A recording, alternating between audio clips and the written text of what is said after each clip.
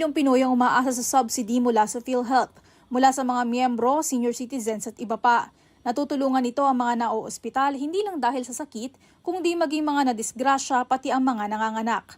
Pero para sa taong 2025, nagdesisyon ang Bicameral Conference Committee na kinabibilangan ng mga senador at kongresista na gawing zero ang budget para sa PhilHealth subsidy. Paliwanag naman ni Pangulong Bongbong Marcos, PhilHealth has a 500 billion reserve, and the cost of to provide their services in 1 year is less than 100 billion. So their budget actually for expenditure is in the 260 billion, is in 100 and plus billion.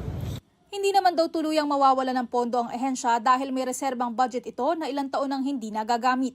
The reason that we do not want to subsidize it is because it is the subsidy will lang doon sa bank account ng PhilHealth, hindi magagamit. Marami tayong paggagamitan noon. So that's a simple explanation there. Is that they have sufficient funds to carry on. Ang dapat daw tutukan ang pagpapabilis ng proseso sa pag-claim ng PhilHealth. Prioridad ngayon ayon sa Pangulo ang digitalization nito para maiwasan ang mahabang pila lalo na sa mga probinsya. Isa pa sa dinipensahan ni PBBM ang paglobo ng pondo ng Department of Public Works and Highways. Aabot ng 1.11 trilyon ang inilaan sa ahensya para sa 2025 mula sa 825.11 billion pesos ngayong taon. Because infrastructure is really important. And don't forget, flood control became such a big part of the work of the Department of Public Works. They have to build things that we never had to build before. Gagawa naman daw ng paraan ng Pangulo na maibalik ang tinapyas na budget sa Department of Education. Yung nawala na 10 billion comes from the computerization item.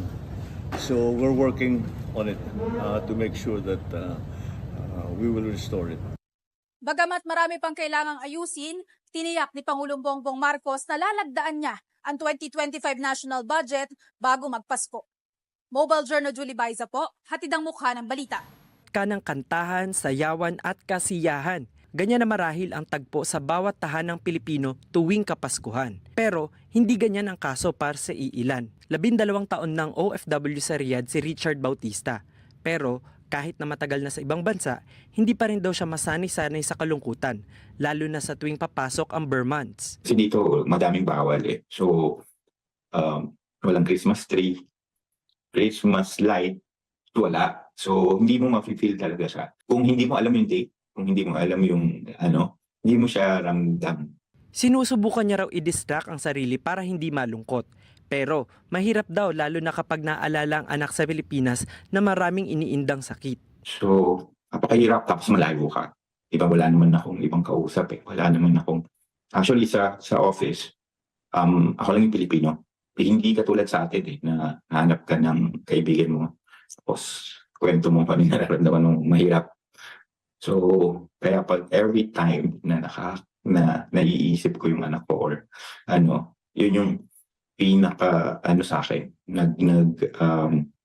nagbibigay ng lungkot. Ayon sa neurosemantics professional na si Sheila Tan, hindi nag-iisa si Richard sa mga OFW na nakakaranas ng kalungkutan kahit pa season of festivity ang Kapaskuhan. So yung seasonal affective disorder is usually connected to the changing of seasons. Meron din tayong tinatawag na holiday depression which is related to specific holidays or minsan specific trauma, especially kapag mga malayo sa pamilya. Pero hindi lang daw ang mga OFW ang apektado nitong seasonal affective disorder. Maging ang ilang Pilipinong nasa Pilipinas na nakakasama ang kanilang pamilya, apektado. One of the possible causes of this holiday depression is if masyadong mataas yung expectation for oneself and pag nag-re-evaluate at the end of the year, they fall short, hindi nila na-hit yung mga goals. Kahit nga raw yung mga may magandang childhood experience kapag Pasko, hindi ligtas dito. Kung during childhood,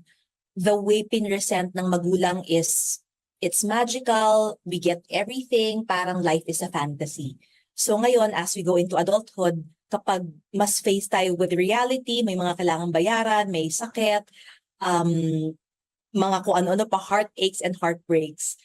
Again, parang ang layo nung difference kapag i-compare natin sa dati. Kaya ang payo ni Miss Sheila para maiwasan ang holiday blues, Have good quality relationships with the family that is life-giving for us. Be compassionate of ourselves. If we could change that negative internal dialogue into something positive, ang laking impact nun sa well-being natin all throughout the year, not just during holidays. nag-iba man ang ihip ng hangin ngayong Kapaskuhan para sa ilan, tandaan lang, nariyan ang ating pamilya o mga kaibigan para ating sandalan. Mobile journalist RR Tobisi po, hatid ang muka ng balita. Ganito ang madalas na eksena tuwing may bagyo. Ang public school classrooms nagiging pansamantalang tirahan ng mga evacuee. Madalas wala silang bitbit maliban sa mga importanteng gamit. Kaya tiis-tiis sa pagtulog sa malamig na sahig na may manipis lang na pangsapin.